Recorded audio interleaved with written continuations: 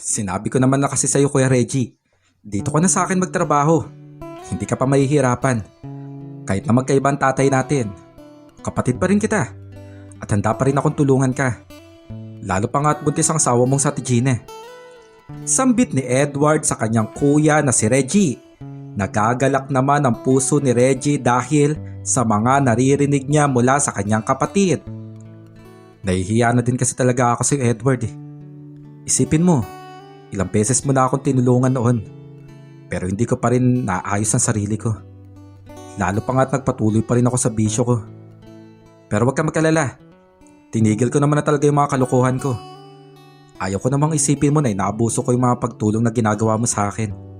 Lalo pa ngayon na hindi ka na binata. May asawa ka na kaya medyo malaki na rin talagang responsibilidad mo sa buhay. Sa umagang yon ay dumating nga doon sa Maynila ang kuya ni Edward na si Reggie. Galing pa ito sa kanilang probinsya sa Quezon. At naroon nga ito upang pumasok bilang driver sa bahay ng kapatid niyang si Edward. Kahit paano kasi ay nagkaroon ng maayos na buhay si Edward. Nakatapos ito ng pag-aaral at sa kasalukuyan ay may pinapatakbo itong negosyo.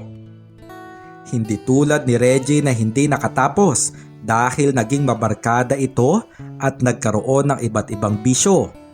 Gayunpaman ay malaki talaga ang pasasalamat ni Reggie sa kanyang kapatid dahil noon pa man ay palagi na siya nitong tinutulungan. At sa sandaling yon ay nais na nga talaga ni Reggie ang magbago. Wala na siyang planong sayangin pa ulit ang tulong na pinapaabot ng kanyang kapatid na si Edward. Tara Kuya Reggie, ang mabuti pa, ituturo ko muna sa iyo yung kwarto na tutuluyan mo dito sa bahay para makapagpahinga ka na muna. Doon ay sinamahan nga ni Edward si Reggie patungo sa isang bakanteng kwarto doon sa bahay. May kalakihan kasi ang bahay ni Edward at ng kanyang asawa. Isa lang yon sa mga naipundar nila mula nang maitaguyod nila ang kanilang negosyo. Ano Kuya Reggie? Sa palagay mo ayos ka lang ba dito sa kwarto na to? Pinagmasdan ni Reggie ang kwarto na kanyang tutuluyan. Masyado maganda at malaki tong kwarto, Edward. Parang nakakahiya naman na dito ako tutuloy. Ayos lang naman sa akin kahit nasa maliit na kwarto lang ako. Tinulungan pang ilagay ni Edward ang mga gamit ni Reggie doon sa cabinet. Dito ka na Kuya Reggie. Pinalinis ko talaga tong kwarto na to para sa'yo. Sige na, maiwan na muna kita dito para makapagpahinga ka na. Kahit bukas ka na magsimula sa trabaho. Dito na muna ako ah. Hanggang sa lumabas nga doon sa kwarto si Edward. Naiwan na lang na mag-isa doon si Reggie. Sakto at gusto na rin talaga niyang magpahinga matapos ang nasa halos 6 na oras niyang pagbiyahe mula sa probinsya. Inalis niya ang kanyang sapatos. Medyo nainitan din siya kung kaya't inalis niya ang kanyang pangitaas na damit. Ganon kasi ang kanyang nakasanayan sa tuwing nasa loob lang siya ng bahay. Hanggang sa naisipan ni Reggie na manigarilyo pero hindi niya alam kung saan niya pwedeng sindihan iyon. Nagmasid siya muli sa kwarto hanggang sa napangiti siya nang makita niya ang isang pintuan. Lumabas siya mula doon at sa kanya napagtanto na may terasa ang naturang kwarto. Saktong-sakto. Tapos ang sarap pa ng hangin dito. Doon ay sinindihan na nga niya ang kanyang sigarilyo. Mula doon sa terasa ay kita din ni Reggie ang maliit na hardin ng bahay.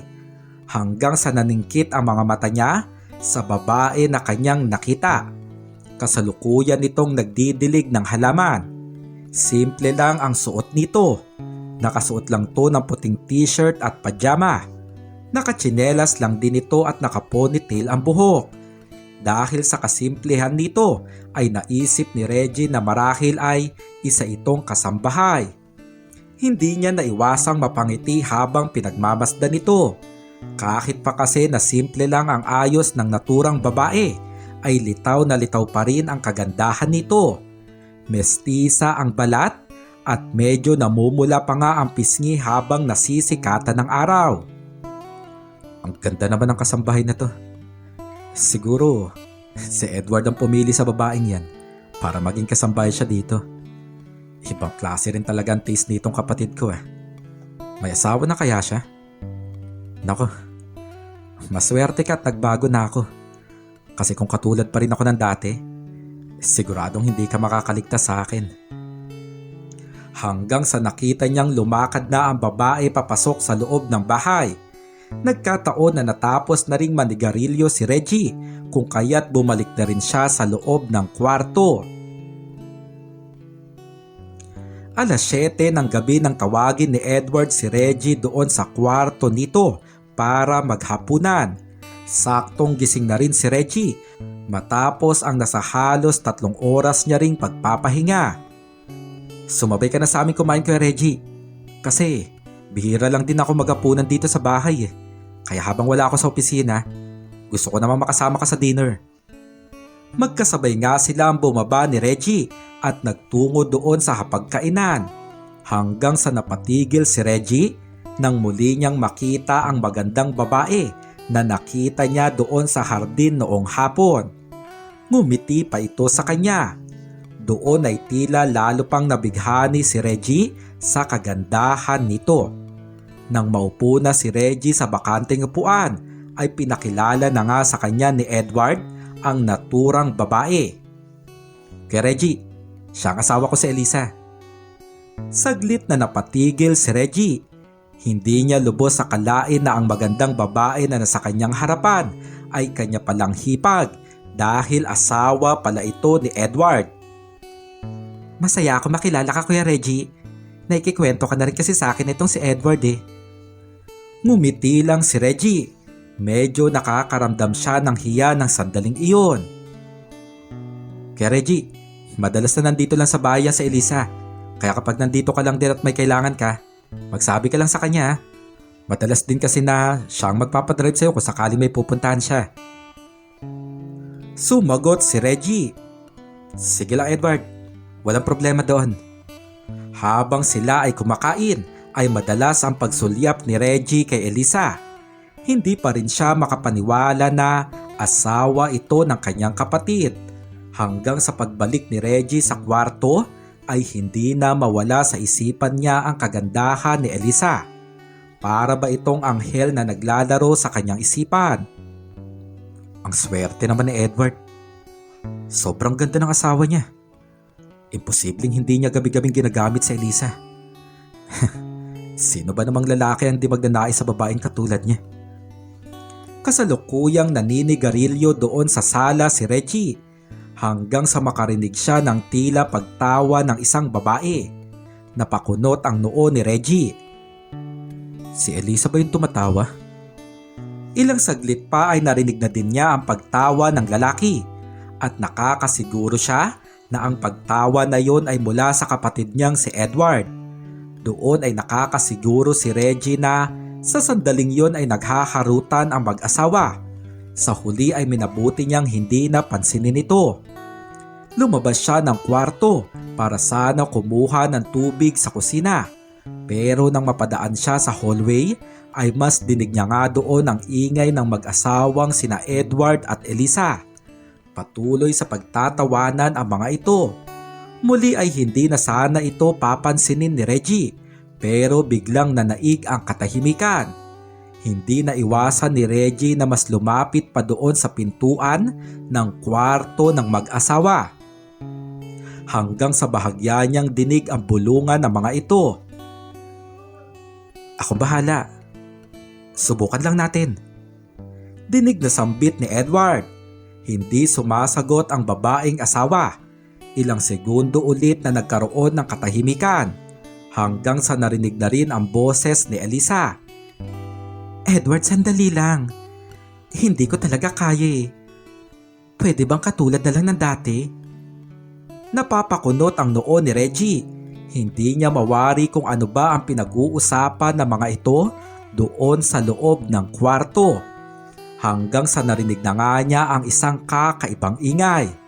Ang ingay na senyales ng pagkakaisa ng dalawang tao. Doon lang naintindihan ni Reggie ang lahat.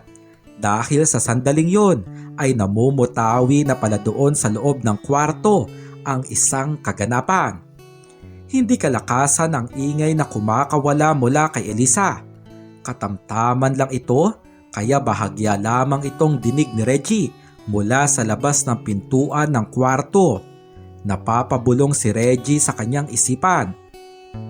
Napakaswerte talaga nitong kapatid kong to ah. Maswerte na sa negosyo tapos maswerte pa sa asawa. Hanggang sa bigla na lamang nawala ang ingay. Sunod na maririnig ang mga paghingal ni Edward, senyales na natapos na agad ang kaganapan. Napakunot ang noo ni Reggie. Teka, bakit parang ang bilis?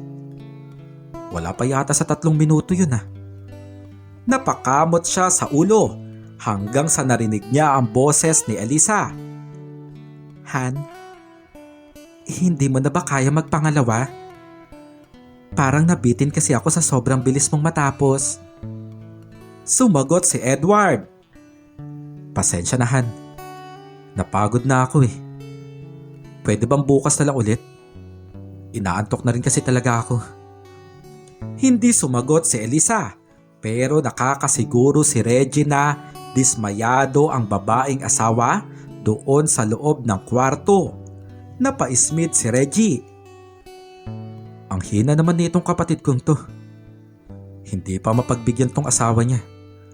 Bakit naman kasi ang bilis niya matapos? Kung ako siguro ang nasa kalagayan niya, baka itong si Elisa pa ang susuko. Hanggang sa isang boses ng babae ang kanyang narinig.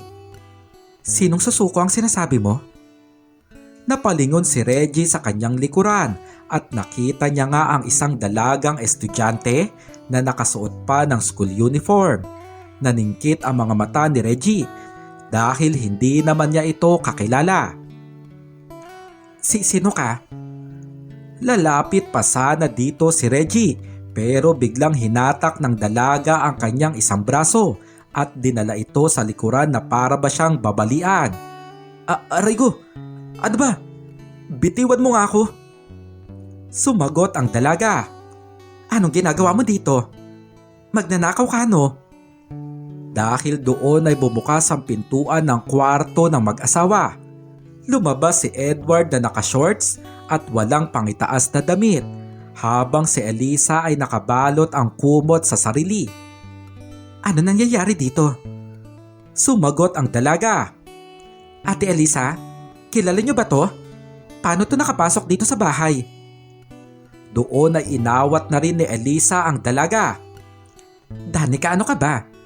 Bitiwan mo na nga si Kuya Reggie. Kapatid siya ni Edward. Siya ang magiging driver namin dito sa bahay. Nang mabitawan ni Danica si Reggie ay nakaramdam ito ng hiya. Nako, pasensya na. Hindi ko alam na kapatid ka pala ni Kuya Edward. Kuya Edward, pasensya na talaga.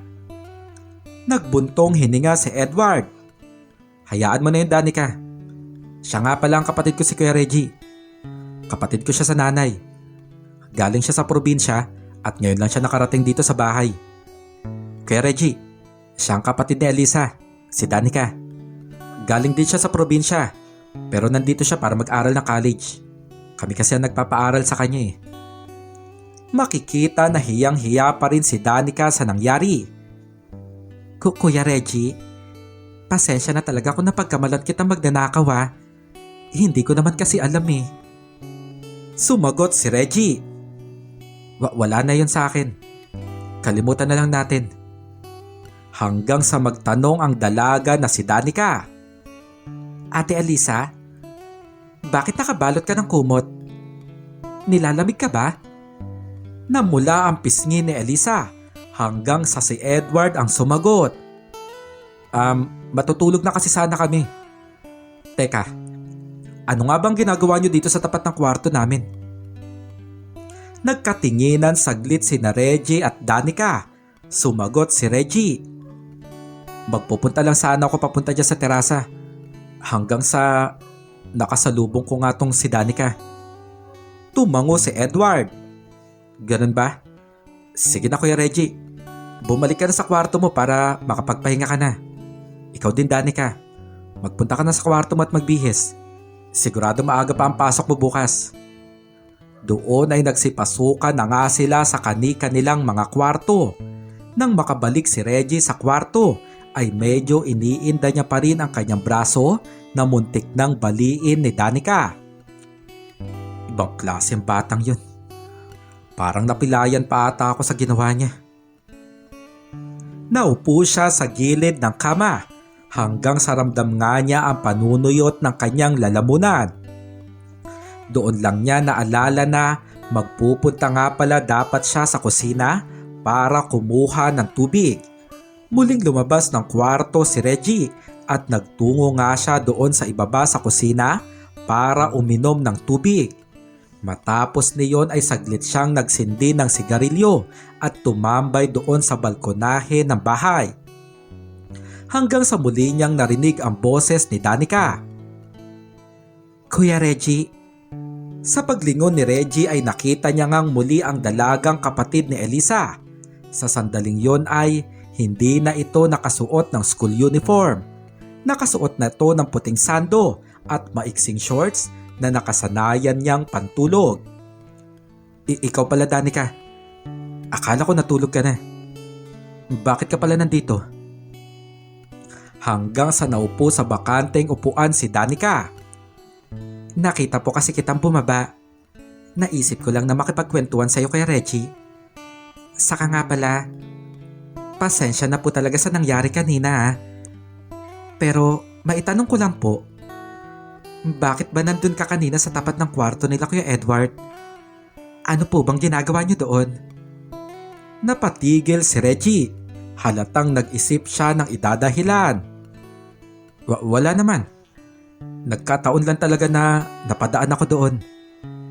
Hanggang sa tumawa si Danica. Huwag na nga po kayo magsinungaling Kuya Reggie. Siguro, sinisilip niyo yung ginagawa nila Ate Elisa, no? Kaagad itong tinanggi ni Reggie. Hindi. Bakit ko naman gagawin yun? Nakangiti lang si Danica. Tila naghihintay pa rin ito ng totoong sagot. Hanggang sa napabuntong hininga si Reggie. O sige na. Aaminin ko na. Hindi ako sumisilip. Pero nakikinig ako sa kanila kanina. Lalo pang lumaki ang ngiti ng dalaga. Di kung ganon, alam mo na ngayon na palagi nabibitin si Ate Elisa? Napakunot ang noo ni Reggie. Alam mo rin ang tungkol doon? Umismid si Danica hanggang sa binuksan niya ang hawak niyang tsokolate. Ano ka ba Kuya Reggie? Mag-iisang taon na ako nakatira dito sa kanila, kaya alam na alam ko na ang tungkol doon. Ewan ko ba naman kasi kay Kuya Edward kung bakit siya ganon? Parang lagi nagmamadali. Para bang may taxi palagi na naghihintay sa kanya. Nakakaawa tuloy kung minsan si Ate Elisa. Nagbuntong hininga si Reggie. Danica, pwede bang wag nang makarating sa kanila na nakikinig ako sa ginagawa nila kanina? Sumagot ang dalaga. Oo naman kay Reggie, no? Maasahan niyo po ako dyan. Tumingin pa ng seryoso si Reggie kay Danica. Sigurado ba yan? Parang imposible naman nakakampihan mo ko. Siyempre sila nagpapaaral sa'yo. Bahagyang tumawa si Danica. Totoo ang sinasabi ko kay Reggie, no? Sila nga ang nagpapaaral sa akin. Pero, akala mo ba walang kapalit yon? Hindi ka ba nagtataka kung bakit wala silang kasambahay dito? Kasi ako ang gumagawa ng mga gawaing bahay. Ako ang naglalaba. Ako ang tagalinis. Ako ang tagahugas ng pinggan. Yung pagluluto lang naman ang hindi ko ginagawa kasi gawain yon ni Ate Elisa. Napatango naman si Reggie sa kanyang mga nalaman. Kaya naman pala. Kung ganun, pareho lang pala tayong nandito para magtrabaho. Ako naman, nagtatrabaho para balikan ako ng asawa ko. Iniwan niya ako at nilayo sa akin ang dalawang anak namin. Kasi, ilang buwan na mula nang nawalan ako ng trabaho. Danica, pwede bang wag nang makarating yun kay Edward? Hindi niya kasi alam tungkol doon eh. Sumagot si Danica. Sige po Kuya Reggie, hala pong problema. Pero sa totoo lang, parang hindi nga po ako naniniwala na kapatid kayo ni Kuya Edward eh. Hindi po kasi kayo magkamuka. Gwapo naman si Kuya Edward pero parang ang laki po ng lamang nyo sa kanya. Matangkad po kayo tapos medyo mestizo. Habang si Kuya Edward, medyo maliit at moreno. Magkapatid po ba talaga kayo? Bahagyang tumawa si Reggie. Oo nga, magkapatid talaga kami ni Edward. Iisa lang ang nanay namin. Pero magkaiba kami ng tatay kasi siguro hindi kami magkamuka. Pero yung tatay ni Edward ang naging asawa ng nanay namin. Sa totoo lang, kaya medyo matangkad ako at mestizo. May lahi kasing German ang tatay ko. Bale, nasa 1/4 ang dugo kong German. Natigilan si Danica sa kanyang narinig. Totoo ba Kuya Reggie? May dugo kayong German? Tumango si Reggie na sakong tapos ng manigarilyo. Oo Danica, yung lolo ko ang pure German. Hanggang sa nagtaka si Reggie nang mapansin niyang naging kakaiba ang ngiti ng dalaga habang nakatingin ito sa kanya. Kung may lahi ka palang German, ibig sabihin, hindi pala basta-basta yang... Napakunot ang noo ni Reggie. Hindi basta-basta ang alin. Sumagot si Danica. Di ang ano niyo po? Hanggang sa napansin ni Reggie na nakatingin nga doon ang dalaga. Bahagya tuloy siyang napaayos ng upo. Ano ka ba Danica? Bakit ba ganyan ang mga tinatanong mo sa akin? Hanggang sa tumawa ng malakas si Danica. Asensya na kayo kay Reggie ha. Siguro masanay na po kayo sa akin. Palabiro lang po talaga ako. Pero alam mo, feeling ko magiging kasundo kita kay Reggie. Hanggang sa lumipat pa nga ng upuan si Danica at naupo ito sa tabi ni Reggie at kumapit pa sa braso nito. Nailang si Reggie, lalo pa nga at bigla niyang naamoy ang matamis na pabango ng dalagang estudyante. Masaya ako na dito ka na rin sa bahay kay Reggie. Kasi kahit paano, may makakausap na ako, hindi yung puro sermon na lang ni Ate Elisa ang naririnig ko dito sa bahay. Ayos lang naman sa'yo na maging magkaibigan tayo kay Reggie, di ba? Nakangiti pa si Danica kay Reggie habang nakatingin sa mga mata nito. Halos magkalapit na ang kanilang mga muka. Hindi kaagad nakasagot si Reggie. Hindi niya naiwasan na pagmasdan si Danica. Doon niya nasabi na napakaganda rin nito. Kahawig ito ni Elisa na parang mas pinabatang bersyon. Mestiza at makinis ang balat nito. Maganda rin ang hubog ng pangangatawan.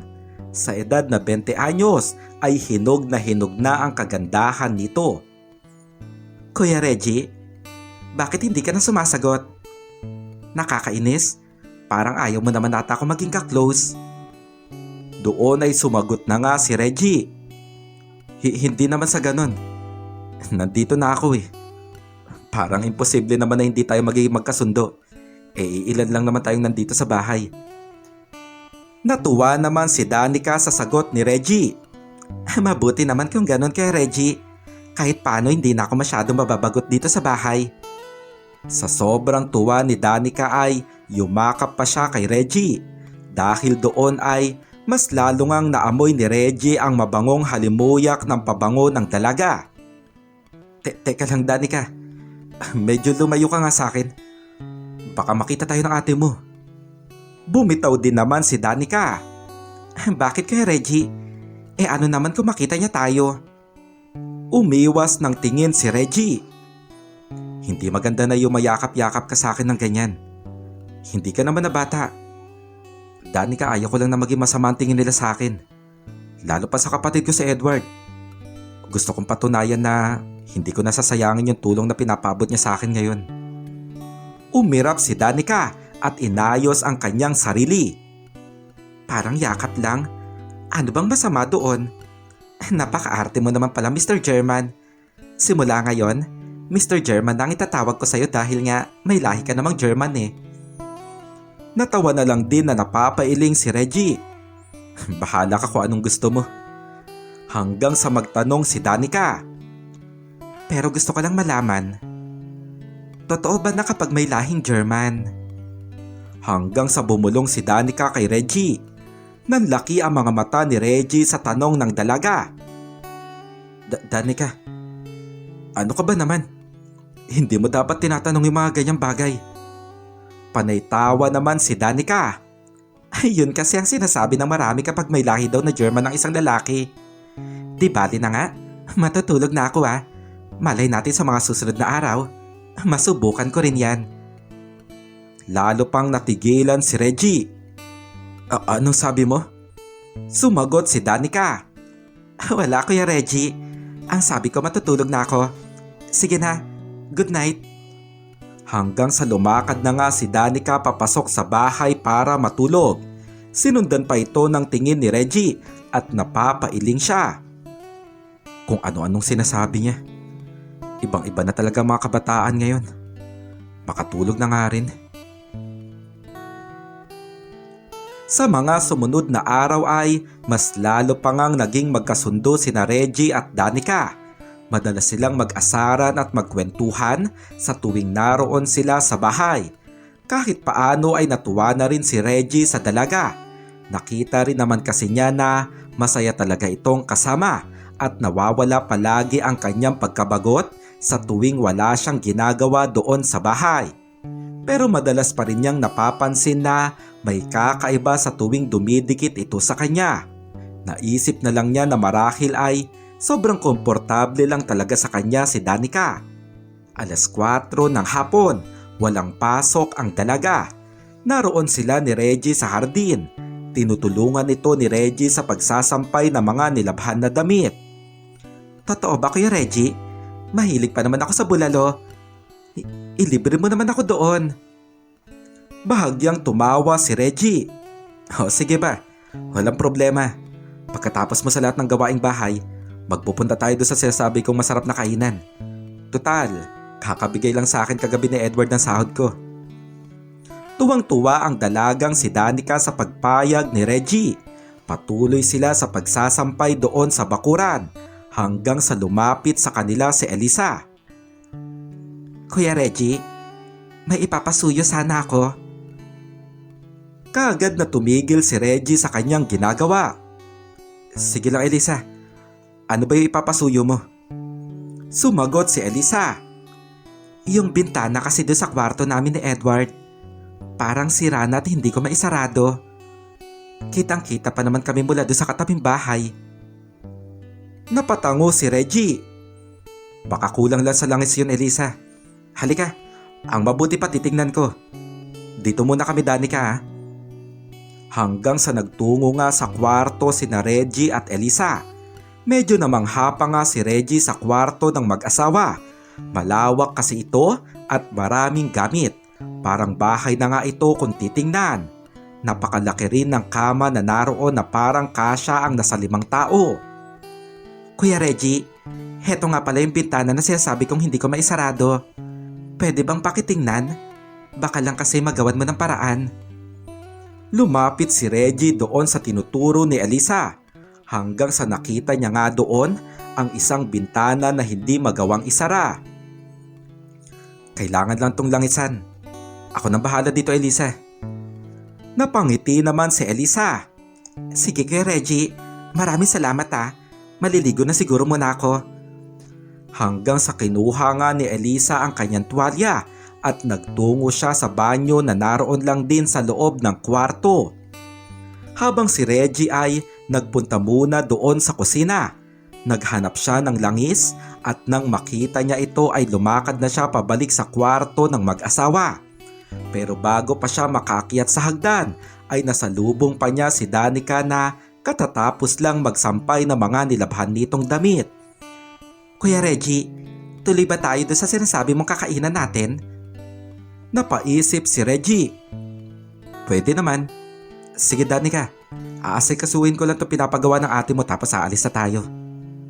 Natuwa si Danica sa sinabi ni Reggie. Sige Kuya Reggie maliligo na muna ako. Matapos niyon ay bumalik na si Reggie sa kwarto ni na Elisa. Nilangisan niya ang bintana na naroon. Sa huli ay nagawa rin itong maisarado. Ayos na to. Langis nga lang talagang kailangan. Sinarado ni Reggie ang lahat ng bintana. Sasabihin niya sana kay Elisa na nagawa na niya ang pinapagawa nito, pero naroon pa rin ito sa loob ng banyo at kasalukuyan pa ring naliligo. Lalabas na sana sa kwarto si Reggie hanggang sa napatingin siya sa mga litrato na naroon sa dingding. Hindi niya naiwasan na tingnan ang mga ito. Napangiti si Reggie habang nakatingin sa mga litrato ng mag-asawa. Mahahalata doon kung gaano talaga kamahal ni na Edward at Elisa ang isa't isa. 2 taon na silang mag-asawa. Bakit kaya hindi pa sila nagkakaanak? Hindi kaya dahil na naman to kay Edward? Ang hina naman kasi nitong kapatid ko. Nagpatuloy sa pagtitingin ng mga litrato si Reggie hanggang sa hindi niya napansin na nakarating siya doon banda sa sulok. Hanggang sa narinig niyang bumukas ang pintuan ng banyo at lumabas doon si Elisa. Bagong ligo ito at nakatapis ng tuwalya. Hindi alam ni Reggie ang kanyang gagawin dahil tila hindi siya agad napansin ni Elisa na naroon pa rin siya sa kwarto. Sa huli ay minabuti na lang niya ang yumuko at magtago sa likod ng mga damit na nakasampay doon. Habang si Elisa ay nakita niyang sarado na ang bintana na hindi niya magawang isara kanina. Napangiti siya. Naayos na pala ni kay Reggie. Totoo ang sinabi ni Edward. Maasahan nga talaga siya sa maraming bagay. Lumapit sa pinto si Elisa at nilak niya ito. Wala siyang kamalay-malay na sa sandaling yon ay naroon pa sa loob ng kwarto ang kanyang bayaw na si Reggie. Si Reggie na matindi na ang kaba at hindi niya alam kung paano niya magagawang lumabas doon sa kwarto. Maingat niyang hinawi ang ilang damit na kanyang pinagtataguan. Hanggang sa nakita niya nga si Elisa na nakaupo sa gilid ng kama habang kasalukuyang pinupunasan ang kanyang buhok. Makikita ang pagbubutil-butil ng pawis ni Reggie. Alam kasi niya na oras na malaman ni Elisa na naroon siya ay malaki ang posibilidad na palayasin siya doon sa bahay. Ilang saglit pa ay tumayo si Elisa. Lalo pang siniksik ni Reggie ang kanyang sarili sa kanyang pinagtataguan. Hanggang sa nakita niya si Elisa na humarap doon sa malaking salamin at sinuklay ang kanyang basang buhok. Hanggang sa tila tumigil ang mundo ni Reggie nang makita niyang napunta na sa lapag ang puting tuwalya ng kanyang hipag. Nanlaki ang mga mata ni Reggie. Malalim ang kanyang paghinga at halos hindi na magawang kumurap ang kanyang mga mata. Nakatitig lamang siya doon mula ulo at pababa ng dahan-dahan. Hindi siya makapaniwala na sa sandaling yon ay tanaw niya si Elisa na nasa ganong sitwasyon. Hanggang sa naramdaman ni Reggie na unti-unti siyang nabubuhayan. Lalo pa ngang tumindi ang kanyang nararamdaman nang lumakad si Elisa doon banda sa kanyang pinagtataguan para kumuha ng maisusuot na damit. Pakanta-kanta pa ito at walang kamalay-malay sa mga mata na kasalukuyang nakamasid sa kanya. Napasandal na lang si Reggie sa kanyang pinagtataguan at para ba siyang hinihingal dahil sa kanyang nararamdaman. Muling lumakad si Elisa patungo doon sa kabilang gilid ng kama kung saan hindi ito masyadong tanaw ni Reggie. At sa muli nitong paglakad ay nakabihis na ito. Hanggang sa lumakad na nga ito palabas ng kwarto. Sa puntong yon ay nakakuha na rin si Reggie ng pagkakataon upang makalabas na rin doon. Hindi na siya nag-aksaya pa ng oras. Sa paglabas niya sa kwarto ng mag-asawa ay dali-dali siyang nagtungo sa kwarto na kanyang tinutuluyan. Kaagad siyang nagpunas ng kanyang pawis. Medyo nabasa na nga rin ng pawis ang kanyang pangitaas na damit kung kaya't minabuti niyang alisin na muna ito. Doon lang nakahinga ng maluwag si Reggie. Pero naroon pa rin ang matinding kuryente na bumabalot sa kanyang pagkatao. Naroon din ang matindi niyang pagnanais. Ang hirap naman ng ganito. Ang mabuti pa maligo na lang ako. Hindi pa man nakakatayo si Reggie nang biglang may pumasok doon sa kwarto at iyon nga ay ang dalagang si Danica. Kuya Reggie, aalis na ba tayo? Agad ring napakunot ang noo ni Danica nang pagmasdan niya si Reggie. Kuya Reggie, ayos ka lang ba? Ano nangyari sa'yo? Makikita kasi na tila balisa at pawisan si Reggie ng sandaling yon. Wala. Ayos lang ako, Danica. Hintayin mo na lang ako sa baba. Magbibihis lang ako tapos aalis na tayo. Hindi na iwasan ni Danica na pagmasdan si Reggie. Napansin niya ang matipunong pangangatawan nito na may tattoo pa sa dibdib. Lalaking lalaki ito kung titingnan. Sa edad kasi ni Reggie na mahigit 30 ay maganda pa rin ang hubog ng pangangatawan nito dahil na nga rin sa pagiging batak sa trabaho. Pero bumaba pa ang paningin ni Danica. Doon niya nakalata na tila buhay na buhay ang naroon. Napansin naman ni Reggie na doon na nakatanaw ang dalaga. Nakaramdam siya ng ilang at bahagya siyang umayos ng pagkakaupo. Sige na, Danica, iwanan mo na muna ako dito. Hanggang sa kakaibang ngiti ang namutawi sa dalaga. Parang alam ko na kung anong problema mo ngayon, Kuya Reggie. Natigilan si Reggie. Ano bang sinasabi mo, Danica? Umismid si Danica. Lalaki ka, Kuya Reggie. At kayong mga lalaki, hindi nyo basta-basta maitatago kung nakakaramdam kayo. Halatang halata kaya, Kuya Reggie. Nahiya si Reggie at bahagyang napatakip. Pwede ba, Danica? Lumabas ka na muna. Iwanan mo na muna ako dito. Tatawagin na lang kita kapag aalis na tayo. Hanggang sa naging seryoso ang mga mata ng dalaga. Ayaw mo bang tulungan kita sa problema mo ngayon, Kuya Reggie? Napatigil si Reggie hanggang sa unti-unti siyang napatingin kay Danica. Doon ay nakita niyang isa-isang napunta sa lapag ang mga bagay-bagay na mula sa dalaga. Hanggang sa wala nang natira dito na kahit na ano. Ilang segundo na tulala si Reggie na nakatingin doon bago niya nagawang iiwas ang kanyang mga mata. Danica, ano bang ginagawa mo? Pwede bang ayusin mo yung sarili mo? Sumagot ang dalaga. Ayaw mo ba talagang tulungan kita sa problema mo, Kuya Reggie? Hanggang sa lumapit pa nga si Danica kay Reggie. Akmang aabutin niya ang kamay nito pero pumalag si Reggie. Tiningnan ni Reggie ng seryoso si Danica. Hindi tamang gusto mong mangyari, Danica. Hanggang sa isa-isang dinampot ni Reggie ang mga pag-aari ng dalaga na naroon sa lapag. Sige na, bumalik ka na sa kwarto mo. Iwanan mo na muna ako dito. Pinagtulakan pa ni Reggie si Danica. Hindi ito nagustuhan ng dalaga. Kuya Reggie, ano ba problema mo? Ikaw na nga tong gusto kong tulungan. Bakit? Hindi ba ako maganda sa paningin mo? Sumagot si Reggie habang nakatayo sila banda doon sa pinto. Hindi sa ganun, Danica. Mas lumapit pa si Danica kay Reggie. Huwag mong sabihin sa akin na hindi ka nakakaramdam ngayon. Doon ay napatitig na si Reggie sa dalaga.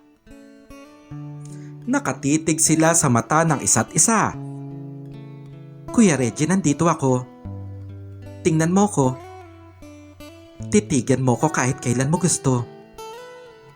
Makikita ang malalim na paghinga ni Reggie hanggang sa tiningnan niya si Danica mula ulo at pababa ng dahan-dahan. Doon ay wala nang salita na lumabas mula kay Reggie. Nakatitig lang siya kay Danica na kasalukuyang nasa ganong sitwasyon. Halos hindi na magawang kumurap ang kanyang mga mata. Halata rin na mas lalo pang tumindi ang kanyang pagkakabuhay.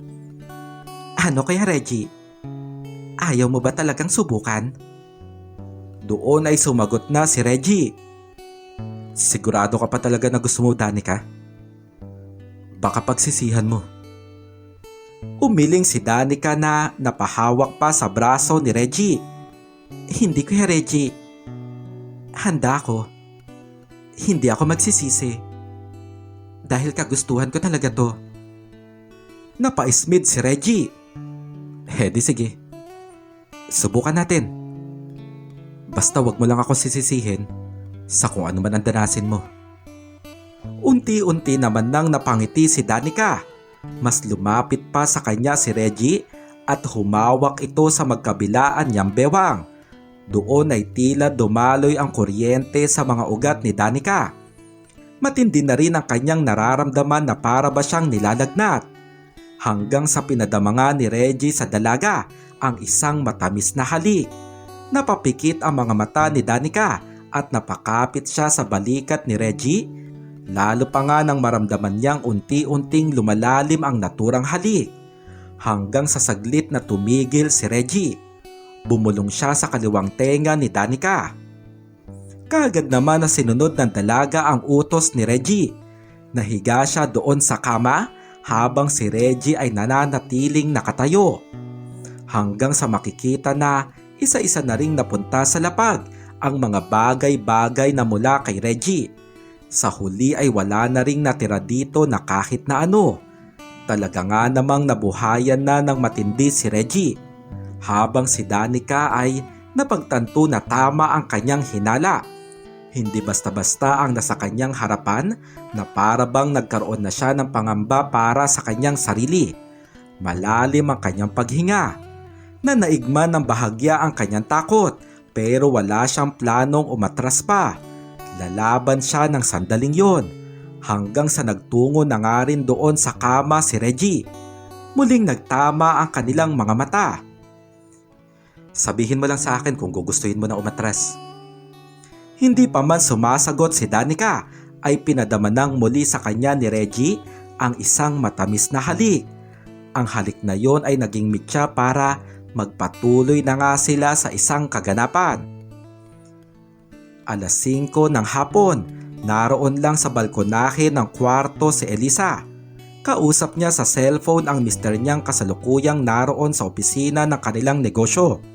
Hanggang sa napatigil ito saglit nang makarinig siya ng tila may kalakasan na hiyaw na boses ng isang babae. Han? Elisa? Nandyan ka pa ba?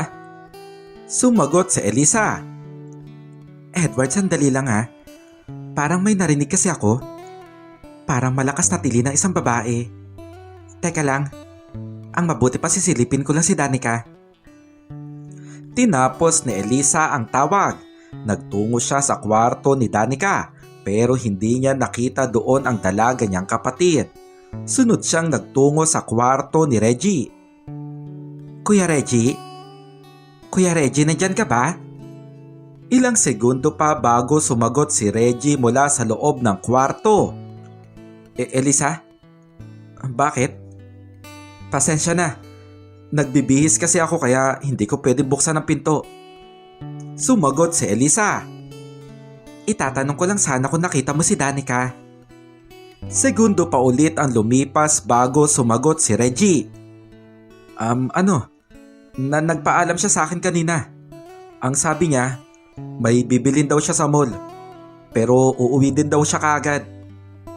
Napakunot ang noo ni Elisa. Sige Kuya Reggie, pasensya na sa istorbo ha. Hindi kasi siya nagpaalam sa akin. Hanggang sa lumakad na si Elisa pabalik sa kanilang kwarto. Lingid sa kanyang kaalaman ay naroon lang sa loob ng kwarto ni Reggie ang hinahanap niyang si Danica. Si Danica na kasalukuyang naging mapagtiis sa kasalukuyan niyang sitwasyon. Nang masigurong wala na sa labas ng pinto si Elisa, ay nagpatuloy na nga sa loob ng kwarto ang kaganapan. Doon ay tuloy-tuloy nang maririnig ang isang kakaibang ingay na hirap pigilan ng dalagang si Danica. Matapos ang mahigit 15 minuto ay natapos rin ang kaganapan. Hingal si Reggie na binagsak ang sarili doon sa malambot na kama. Naroon din sa tabi niya si Danica na walang imik. Hindi siya makapaniwala sa kanyang naranasan at sa sandaling yon ay alam niyang hirap siyang makakilos. Napatingin dito si Reggie. Danica, ayos ka lang ba? Hindi nakasagot si Danica, bagkos ay umiwas lang siya ng tingin. Bahagyang tumawa si Reggie na napapailing. Hindi ko kasalanan kung ano nararamdaman mo ngayon ha. Tinanong kita ng paulit-ulit.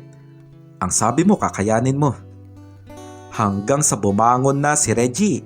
Isa-isa niyang dinampot ang mga pag-aari niya na naroon sa lapag at muli na niya itong sinuot. Matapos niyon ay dinampot na rin niya ang mga pag-aari ni Danica at inabot niya ito sa dalaga. Sige na, ayusin mo na ang sarili mo. Kakain pa tayo, di ba? Tumango si Danica hanggang sa pinilit niyang makabangon. Naupo lang si Reggie sa gilid ng kama habang nakatingin sa dalaga. Nakangiti siya at nagpipigil ng tawa. Halata niyang hirap kumilos si Danica ng sandaling iyon. Ayos ka lang ba talaga? Halika, tutulungan na nga kita. Lalapit na sana si Reggie kay Danica pero agad na tumanggi ang dalaga. Hindi na Kuya Reggie. Ayos nga lang ako. Napaismid si Reggie. Bakit parang natatakot ka sa akin ngayon? Hindi na sumagot si Danica. Kaagad na niyang inayos ang kanyang sarili at matapos niyon ay nagpasya na siyang bumalik sa kanyang kwarto. Sige na Kuya Reggie, dito na muna ako. Hindi sumagot si Reggie, bagkus ay sinundan lang niya ng tingin ang dalaga. Kinagabihan ay may dalang mainit na sabaw si Elisa. Paakyat siya ng hagdan ng saktong dumating naman doon ang kanyang mister na si Edward. Han, para kanino yung pagkain na dala mo? Sumagot si Elisa. Dadalhin ko sa kwarto ni Danica. Masama kasi ang pakiramdam niya eh. Nung tiningnan ko siya kanina, napag-alaman ko na nilalagnat siya. Dito muna ako Han. Hintayin mo na ako doon sa dining at sabay na tayong kakain pagbaba ko. Tumango si Edward hanggang sa nagtungo na nga si Elisa sa kwarto ng kapatid niyang si Danica. Nakahiga lang ang dalaga at nakatingin sa bintana. Danica, kamusta ang pakiramdam mo? Heto, dinalhan kita ng mainit na sabaw. Humigop ka nito para mainitan ang sikmura mo ha. Bahagyang bumangon ang dalaga. Maraming salamat ate ha. Pasensya na kung hindi ako makatulong ngayon sa mga gawaing bahay. Ngumiti si Elisa. Huwag mo nang intindihin yon. Magpahinga ka na muna at baka lumalapay ang lagnat mo kapag pinilit mong kumilos. Hanggang sa nagsimula na ngang kumain si Danica. Nanatili naman doon sa kwarto si Elisa. Uminom ka nitong gamot pagtapos mong kumain ha.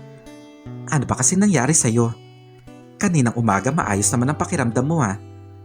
Bakit magbigla ka nilagnat ng ganyan? Saglit na napatigil si Danica. Alam kasi niya kung ano ang dahilan ng biglaang pagsama ng kanyang pakiramdam. Pero hindi naman niya pwedeng sabihin yon sa kanyang ate. Wala to ate Elisa. Napagod lang siguro talaga ako sa dami ng nilaban kong damit kanina umaga. Mabuti na nga lang at wala akong pasok bukas sa school kaya makakapagpahinga talaga ako eh. Nagbuntong hininga si Elisa. Sige na. Magpahinga ka lang dito sa kwarto at wag mo nang piliting kumilos. Bababa na muna ako at kakain na kami ng Kuya Edward mo. Lumabas na rin kaagad ng kwarto si Elisa. Naiwan na lang doon na mag-isa si Danica.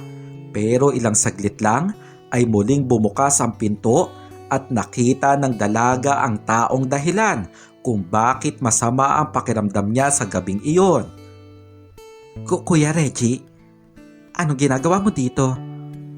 Sinarado ni Reggie ang pinto at naupo siya sa gilid ng kama. Nagbuntong hininga siya. Para bang nagsisisi ito sa nangyari. Pasensya na. Alam kong ako ang dahilan kung bakit masama ang pakiramdam mo ngayon. Bahagyang napayuko si Danica na mula ang pisngi nito na halatang nahihiya. Ayos lang yun kay Reggie. Ako naman to naging mapilit kanina, diba?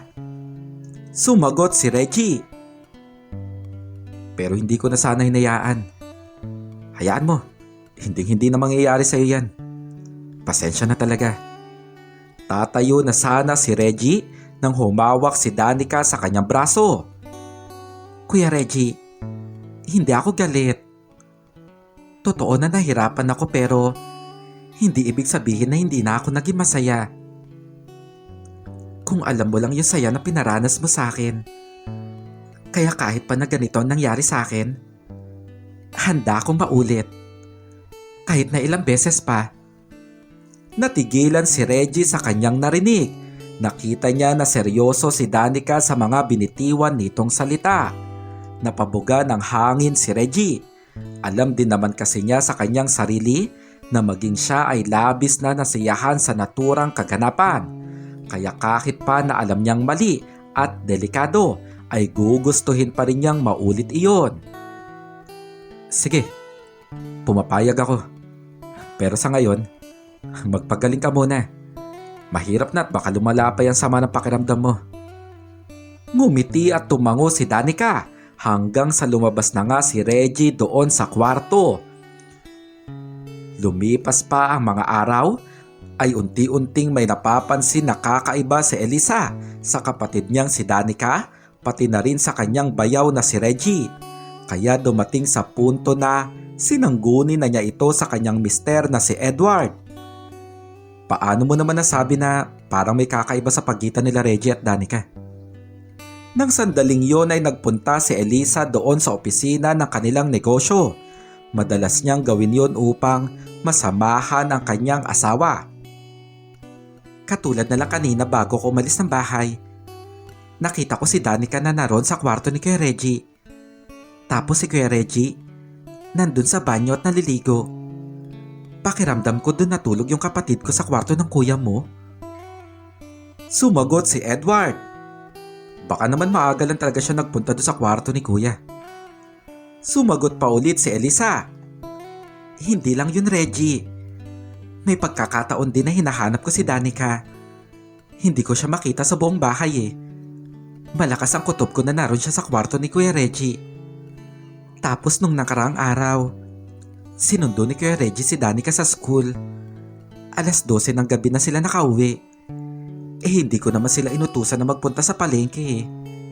Tapos yung itsura ni Danica parang pagod na pagod. Ganon din si Kuya Reggie. Pakiramdam ko may ginagawa silang kababalagan ng hindi natin nalalaman. Napasandal si Edward sa kanyang kinauupuan. Paano ka naman nakakasiguro? Sa palagay ko, hindi naman niya magagawa ni Kuya Reggie. Parang pamangkin na rin niya si Danica. Han, nasa mahigit 10 taon nang agwat ng edad nilang dalawa. Napaisip si Elisa at napabuntong hininga. Ewan ko, hindi pa rin talaga ako kumbinsido. Medyo naghihinala pa rin ako dahil sa mga kilos nilang dalawa. Sa loob ng ilang araw ay iyon na nga ang gumugulo sa isipan ni Elisa at dahil na rin yun sa mga nakikita niya doon sa bahay. Naging maingat naman si Reggie sa kanyang mga kilos, pero kung gaano siya kaingat ay ganun naman kaburara ang dalagang si Danica. Para bang wala itong pakialam sa kung sino man ang makakita sa kanila ni Reggie. Katulad na lang sa araw na yon kung saan silang dalawa lang ang naiwan sa bahay. Doon sa garahe ay kasalukuyang walang pangitaas na damit si Reggie. Katatapos lang niyang linisan ang kotse na kanyang minamaneho. Yan, ang linis mo na. Poging-pogi ka na ulit. Sambit ni Reggie na kinakausap ang kotse na para bang isang tao. Matapos niyon ay kinuha na niya ang maliit na timba na kanyang ginamit at lumakad na siya pabalik sa loob ng bahay. Pero doon pa lang banda sa sala ay sinalubong na siya ni Danica. Bagong ligo ito at nakatapis ng puting tuwalya. Tumutulo pa ng bahagya ang tubig mula sa buhok nito patungo sa kanyang maputing balikat. Tapos ka na ba sa ginagawa mo kaya Reggie? Napakunot ang noo ni Reggie. Oo, Danica. Bakit? May papagawa ka ba? Hanggang sa maging kakaiba ang ngiti ng dalaga. Oo, Kuya Reggie. Meron sana ako ipapagawa eh. Hanggang sa napunta nga sa lapag ang puting tuwalya. Natigilan si Reggie. Tulala siya habang nakatingin sa dalaga. Ano Kuya Reggie?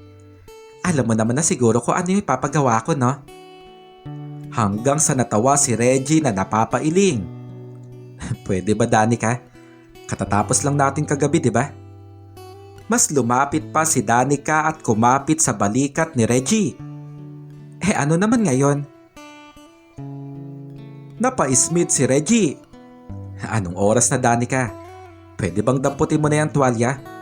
Baka mamaya maabutan ka pa ng ate Elisa mo na ganyan. Sumagot si Danica. Pero Kuya Reggie, doon mo hinatid si ate sa opisina ni Kuya Edward, di ba? Kaya siguradong sabay na silang uuwi. Sa palagay ko, may 2 oras pa tayong gawin ang gusto natin. Muling natawa si Reggie. Talagang gusto mo ring nahihirapan ka, no? Sige, pagbibigyan kita. Hintayin mo ko doon sa kwarto. Aayusin ko lang itong mga ginamit ko. Pero yumakap si Danica kay Reggie na parang isang bata. Kuya Reggie, mamaya na kasi yan. At saka ayaw ko doon sa kwarto. Napakunot ang noo ni Reggie. Saan mo gusto? Ngumiti si Danica. Dito naman tayo sa sala. Para mas exciting, di ba?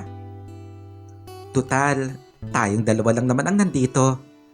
Isa pa, tatawag naman sa'yo si Ate Elisa kung sakaling magpapasundo na siya. Napaisip na rin si Reggie. Naisip niya na may punto ang sinabi ng dalaga.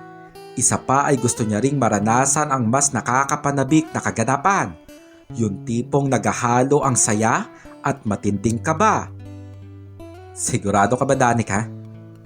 Dito mo talaga sa sala gusto? Lumaki pa ang ngiti ni Danica at tumango. Di sige. Bahagyang napahiyaw si Danica nang bigla siyang buhati ni Reggie hanggang sa dinala nga siya nito doon sa mahabang sofa sa sala.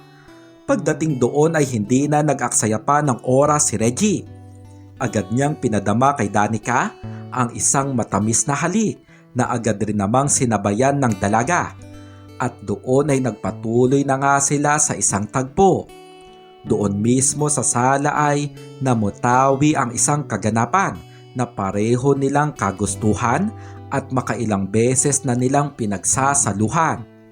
Pero lingid sa kanilang kaalaman, sa sandaling yun ay pauwi na sa bahay ang babaeng asawa na si Elisa. Hindi na nito hinintay pa na matapos ang trabaho ni Edward doon sa opisina. Nagpasya na rin siyang sumakay na lang ng taxi at hindi na nagpasundo pa kay Reggie. Bandang 5:30 nang makarating si Elisa doon sa kanilang bahay. Naroon pa lang siya banda sa hardin ay napatigil nga siya sa kakaibang ingay na kanyang naririnig. At nakakasiguro siya na ang ingay ay nagmumula sa loob ng kanilang bahay. May hinala na rin kaagad si Elisa. Hindi pa siya pumasok agad doon sa bahay. Bagkus ay sumilip siya doon sa bintana. At doon ay tumigil ang mundo ni Elisa sa natanaw ng kanyang mga mata. Tama ang kanyang hinala. Sa sandaling yun ay kita ng 2 niyang mga mata ang nagaganap doon sa sala, ang kaganapan sa pagitan ni Reggie at Danica. Kahit pa na naghihinala na siya, ay hindi pa rin siya makapaniwala. Ilang minuto ang lumipas ay natapos rin si Reggie at Danica. Hingal silang pareho na naroon sa mahabang sofa. Malaki ang ngiti nilang pareho na halatang masaya sa kanilang dinanas. Hanggang sa tumayo si Danica at agad na dinampot ang kanyang tuwalya na naroon sa lapag.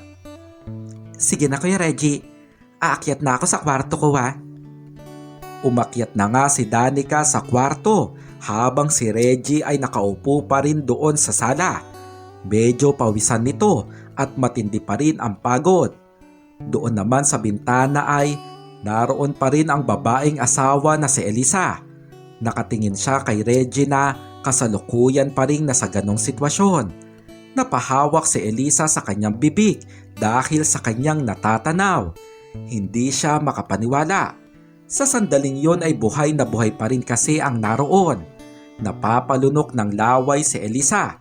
Hindi niya mawari kung bakit hindi niya magawang alisin doon ang kanyang mga mata. Doon niya napagtanto na walang binatbat ang kanyang mister sa kapatid nitong si Reggie. Hanggang sa hindi na malaya ni Elisa na nakaramdam siya ng kung ano. Uminit ang kanyang pakiramdam na para ba siyang nilalagnat. hanggang sa tumayo na si Reggie. Isa-isa na niyang dinampot ang mga pag-aari niya na naroon sa lapag at umakyat na rin ito sa kanyang kwarto. Nakasandal sa dingding si Elisa at sa sandaling yon ay tila tumatak sa kanyang isipan ang kanyang nakita.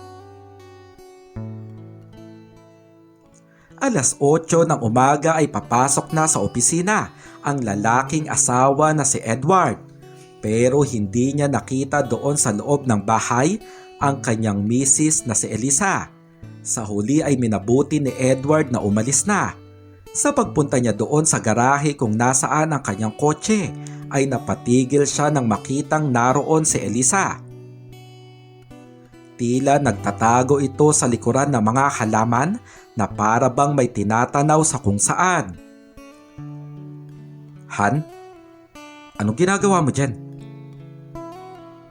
Bahagyang napabalikwas sa gulat si Elisa nang marinig niya ang boses ng kanyang mister. Edward, ikaw pala. Papasok ka na ba sa opisina? Bahagyang tumawa si Edward. Oo, pupunta na nga ako sa opisina. Kaya pala hindi kita makita sa loob ng bahay eh. Nandito ka lang pala. Ano bang ginagawa mo? Ano bang tinitingnan mo dyan? Kaagad na hinatak ni Elisa si Edward palayo doon sa kanilang kinatatayuan. Wala naman akong tinitingnan, Han. Inaayos ko lang yung mga halaman. Nagtaka si Edward dahil para bang may kakaiba sa kilos ng kanyang misis, pero sa huli ay hindi na lang niya ito pinansin pa. Sige na, aalis na ako. Humalik pa si Edward kay Elisa bago ito sumakay sa kotse at tuluyang umalis. Nang makalayo na si Edward ay bumalik doon sa mga halaman si Elisa. Dahil nga ng sandaling iyon ay tinatanaw niya ang kanyang bayaw na si Reggie. Si Reggie na kasalukuyang nililinisan ang kotse na minamaneho nito. Wala itong pangitaas na damit. Nakasuot ito ng boxer shorts ng sandaling iyon. Habang abala si Reggie sa kanyang ginagawa, ay wala siyang kamalay-malay na may mga mata palang nakamasid sa kanya. At iyon nga ay ang kanyang hipag na si Elisa na naroon sa likuran ng mga halaman. Ilang saglit pa ay lumapit kay Reggie ang dalagang si Danica. Bigla itong yumakap mula sa kanyang likuran. Danica, ano bang ginagawa mo? Bahagyang tumawa ang dalaga. Bakit ba? Masama na bang yumakap sa'yo ngayon? Hinarap ni Reggie si Danica pero nanatili pa ring nakayapos sa kanya ang dalaga. Nandiyan ang ate Elisa mo. Baka makita niya tayo. Hanggang sa pumulupot pa ang mga braso ni Danica sa balikat ni Reggie. Tumitig si Danica sa mga mata nito. Ano naman kung makita niya tayo? Hanggang sa isang malalim na halik ang pinadama ni Danica kay Reggie. Walang ginawang pagpalag si Reggie. Tumagal ng ilang segundo ang naturang halik bago tumigil si Danica. Sayang, kung wala lang sana akong pasok sa school ngayong araw eh. Sige na Kuya Reggie, maliligo na ako. Hanggang sa lumakad na nga si Danica pabalik sa loob ng bahay. Sinundan nito ng tingin ni Reggie at sa sandaling yon ay hindi niya namalayan na sa pamamagitan ng halik ay nabuhayan na siya. Halatang halata iyon. Malalim ang paghinga ni Reggie habang si Elisa ay naroon pa rin sa likod ng mga halaman at patuloy na nagtatago. Kahit na medyo malayo siya, ay halata pa rin niyang nabuhayan ang kanyang bayaw. Napakagat sa labi si Elisa hanggang sa nakita niyang pumasok na sa loob ng bahay si Reggie. Para bang gusto niya itong sundan. Para bang ayaw niyang mawala sa paningin niya ang matipunong pangangatawan nito. Alas 7 ng gabi nang tumawag si Danica kay Elisa. Sinabi nito na hindi muna ito makakauwi sa bahay sa gabing iyon. Totoo ba talagang school project yan pupuntahan ninyo? Baka naman may boyfriend ka na. Sumagot si Danica mula sa kabilang linya. Totoo nga Ate Elisa. Kung pwede nga lang na hindi na ako sumama eh. Kaya lang nakakaya naman sa mga classmate ko kung hindi ako tutulong. Sumagot si Elisa. O sige na, pinapayagan na kita. Pero sa susunod maaga ka magpaalam ha. Tingnan mo, wala tuloy kaming hapunan ngayon. Mabuti na lang at gagabihin din ng uwi ang Kuya Edward mo. Magpapabili na lang siguro ako ng pagkain kay Kuya Reggie. Matapos makausap ni Elisa ang kapatid niyang si Danica, ay lumabas siya sa kwarto at bumaba doon sa sala. Hindi niya nakita doon si Reggie na plano niya sanang utusan. Nagtungo pa si Elisa sa balkonahe at doon niya nakita si Reggie na kasalukuyang naninigarilyo. Kuya Reggie, hindi pala makakauwi si Danica ngayong gabi. May school project daw kasi silang tatapusin ng mga kaklase niya. Wala tuloy tayong hapunan ngayong gabi. Ayos lang ba kung magpabili na lang ako sa'yo ng pagkain natin? Si Edward kasi doon sa opisina kakain dahil malilate siya ng uwi. Tumango naman si Reggie. Oo sige, walang problema Elisa. Sa gabing yon ay agad nga rin na umalis si Reggie para bumili ng kanilang magiging hapunan. Sa kanyang pagbalik ay kaagad din silang kumain ni Elisa. Magkasabay silang kumain doon sa dining area. Nakakabingi ang katahimikan dahil walang pag-uusap na namamagitan sa kanila. Medyo mahiyain kasi talaga si Reggie. Bukod doon ay may ilan din siyang nararamdaman. Napansin kasi niya na panay ang sulyap sa kanya ng kanyang hipag. Hanggang sa sinubukan niyang basagin ang katahimikan. Elisa, sa susunod na linggo pala, magbabakasyon muna ako sa probinsya. Nagsabi na ako kay Edward at pumayag naman na siya. Matipid na ngumiti si Elisa. Sige Kuya Reggie, walang problema. Isang linggo ka lang naman doon sa probinsya, di ba? Tumango si Reggie. Oo Elisa, isang linggo lang ako doon. Babalik din ako kaagad. Nagkataon na natapos na silang kumain. Elisa, ang mabuti pa magpahinga ka na. Ako na maglilinis nitong pinagkainan natin. Tumanggi naman ang babaeng asawa. Hindi na Kuya Reggie. Ako na mag-aasikaso dito. Hindi mo naman gawain ang mga trabaho dito sa kusina eh. Ako na bahala dito. Ang mabuti pa ikaw na ang magpahinga at matulog. Sumagot si Reggie. Sige Elisa. Ang mabuti pa maliligo na muna ako bago matulog. Nang magsimulang mag-asikaso si Elisa, ay naligo naman na agad si Reggie. Mabilis lang na natapos ni Elisa sa paglilinis doon sa kusina dahil dalawa lang naman silang kumain ni Reggie doon sa bahay. Doon tumambay sa sala si Elisa at nanood ng paborito niyang palabas. Hanggang sa nakita niyang lumabas ng banyo si Reggie. Nakatapis ito ng tuwalya. Ngumiti pa ito sa kanya nang mapadaan ito doon sa sala. Aakyat na ako sa kwarto Elisa. Tumango lang si Elisa at sinundan pa ng tingin ang kanyang bayaw. Sa isip ni Elisa ay para bang napakabango ni Reggie ng sandaling iyon. Napakagwapo ito sa kanyang paningin. Lalo pa nga ang napakatikas na pangangatawan nito. Hindi tuloy na iwasan ni Elisa na manumbalik sa kanyang isipan ang natanaw niya noong isang araw. Ang bagay na malayo ang agwat sa kung anong meron ang kanyang asawa. Hanggang sa napasambit siya sa kanyang sarili. Napakaswerte naman ni Danica.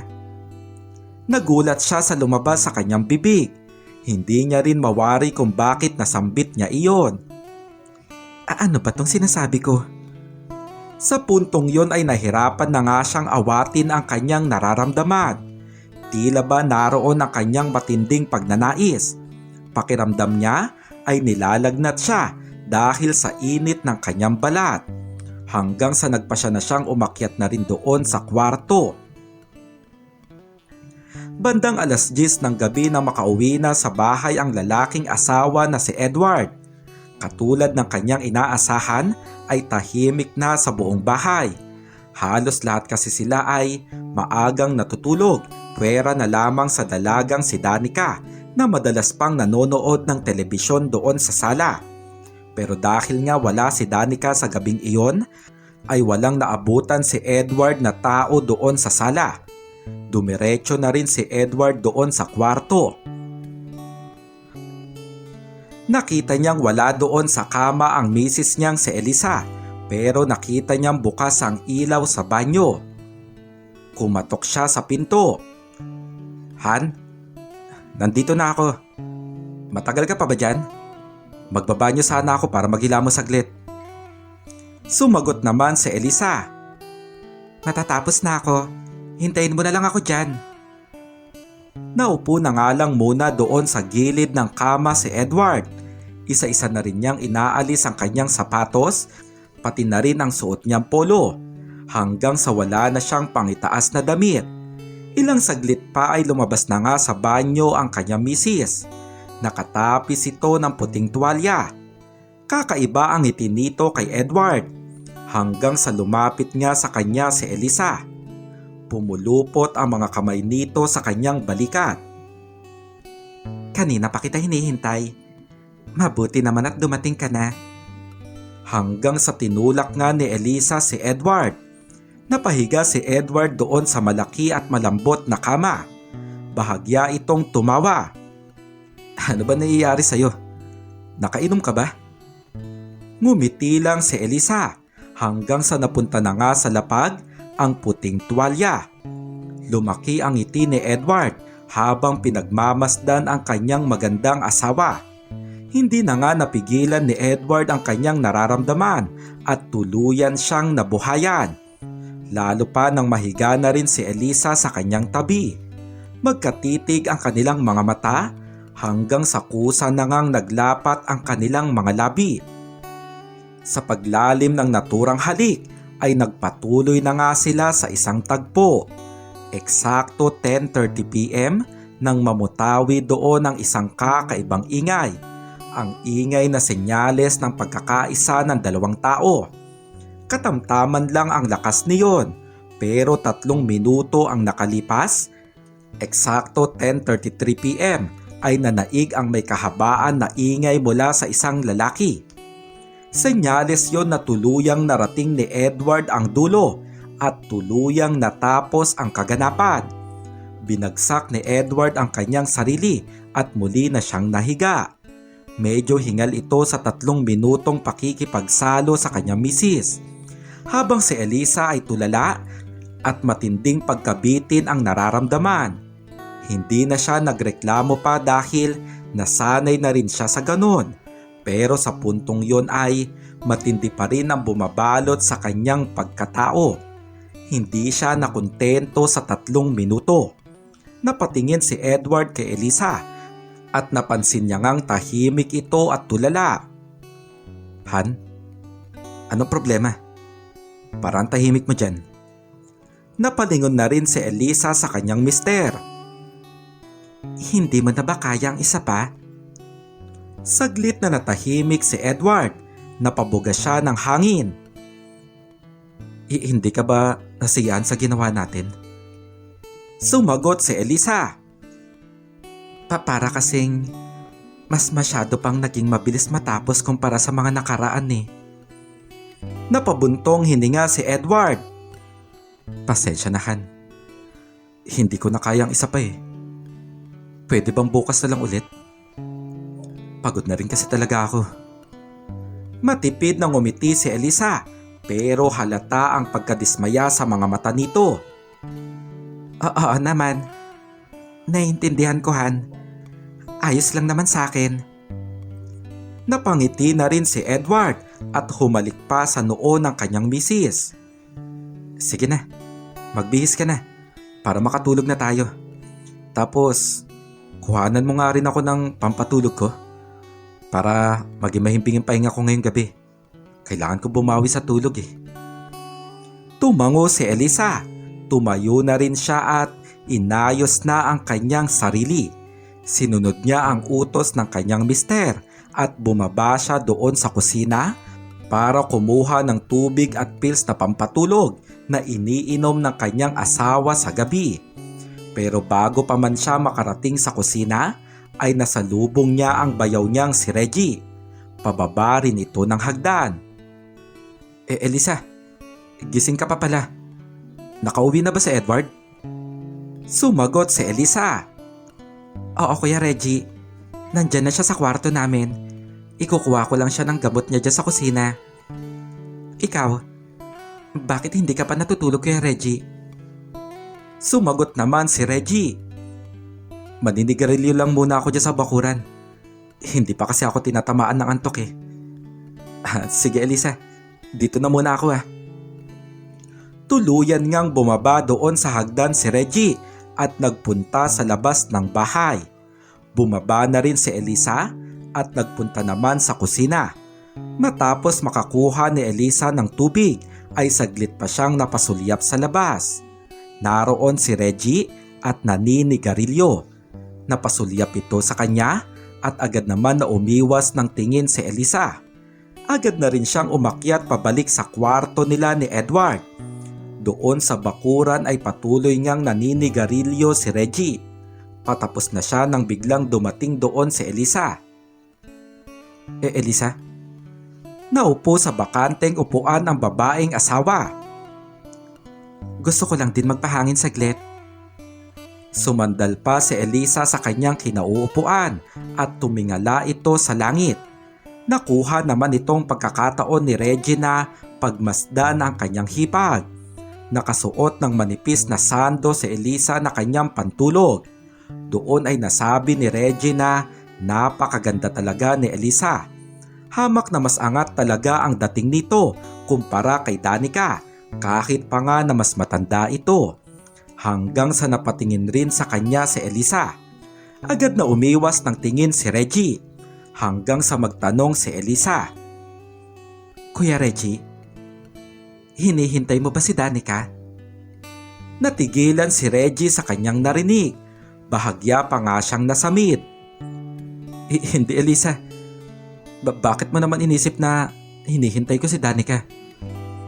Ilang segundo na nanahimik si Elisa hanggang sa lalo pang natigilan si Reggie sa sunod na sinambit nito. Alam ko ang sekreto niyo, Kuya Reggie. Natulala si Reggie. Anong ibig mo sabihin? Doon ay tumingin na sa kanya ng seryoso ang kanyang hipag. Alam ko kung ano yung mga ginagawa niyo sa gabi. Lalo pa kapag wala kami ni Edward dito sa bahay. Alam kong ilang buwan yun ang gawain ng ganon. Nangamba si Reggie. Hindi niya akalain na alam ni Elisa ang lihim na pagsasalo nila ng kapatid nitong si Danica. Elisa, hindi ko naman gusto yun eh. Hindi ko pinilit ang kapatid mo. Maniwala ka sa akin. Siya ang pumilit sa akin. Pakiusap, huwag niyo akong palayasin dito sa bahay. Kailangan ko tong trabaho. Sumagot si Elisa.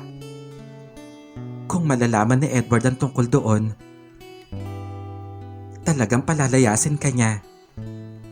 Pero huwag kang mag-alala, Kuya Reggie. Kasi wala naman akong planong sabihin yun sa kapatid mo. Nakahinga ng maluwag si Reggie, pero naroon rin ang kanyang pagtataka sa huling sinabi ni Elisa. Nagpatuloy ito sa kanyang sinasabi. Naniniwala naman ako sa iyo, Kuya Reggie. Alam kong si Danica ang gumusto at nagpumilit na gawin yon ng paulit-ulit ang bagay na yon. Pero Kuya Reggie, nasisiyahan ka ba sa kanya? Naroon pa rin ang matinding kaba ni Reggie. Lalaki lang ako, Lisa. Magandang kapatid mo. Hindi ko pwedeng itanggi na nasisiyahan ako sa tuwing naroon kami sa ganong tagpo. Tumingala sa langit si Elisa. At alam kong ganun rin si Danica. Alam kong napapasaya mo rin siya, Kuya Reggie. Doon ay lalo pang naguluhan si Reggie. Elisa, bakit po ba sinasabi mga bagay na yan sa akin? Hindi sumagot si Elisa. Nanaig ang katahimikan ng ilang segundo hanggang sa huminga ng malalim si Elisa at doon na muling nagsalita. Kuya Reggie, iparanas mo rin sa akin yung pinaranas mo sa kapatid ko. Tumigil ang mundo ni Reggie sa kanyang narinig. Hindi siya sumagot at muling nanaig ang katahimikan. Mas matagal iyon kumpara kanina. Umabot ito ng halos 3 minuto. Tila ba pareho silang pinapakiramdaman ng isa't isa hanggang sa magsalita na si Reggie. Bakit, Elisa? Hanggang ngayon ba nabibitin ka pa rin sa ginagawa niyo ni Edward? Doon ay si Elisa naman ang natigilan. Napatingin siya kay Reggie at nakita niyang seryoso itong nakatingin sa kanya. Nagpatuloy si Reggie. Oo, Elisa. Alam ko na nabibitin ka sa asawa mo. Pasensya na pero minsang hindi ko naiwasan na makinig sa inyo habang may nagaganap sa inyong dalawa ni Edward. Kaya alam kong hindi ka nakukontento sa kanya. Tila sa puntong yon ay nagkaroon na rin ng lakas ng loob si Reggie. Kaya gusto mong iparanas ko rin sa iyo ang nararanasan ni Danica. Tama ba ako? Hanggang sa tumango si Elisa. Oo, Kuya Reggie. Gustong gusto ko. Gusto kong ibigay mo sa akin ang pangangailangan ko. Pero may ipapangako mo ba sa akin na hindi mo ko bibitinin? Matipid na ngumiti si Reggie. Oo naman. Pangako, Elisa. Hindi kita bibitinin. Kailan mo ba planong gawin natin? Sumagot si Elisa.